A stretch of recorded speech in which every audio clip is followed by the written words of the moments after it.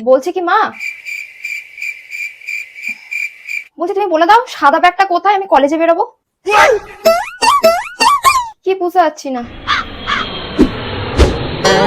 বাংকারের ওপরে? আচ্ছা ঠিক আছে। ও বলছি মা, বলছি কি মা, আমার তো 100 টাকা খুচরো লাগবে, ওটা কোথায়?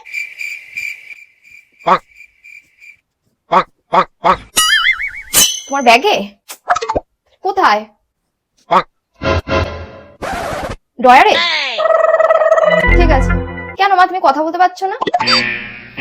মা তুমি এরকম করে কথা বলছো কেন? ঠিক করে কথা বলো। পুজো দেওয়ার সময় কথা বলতে নেই?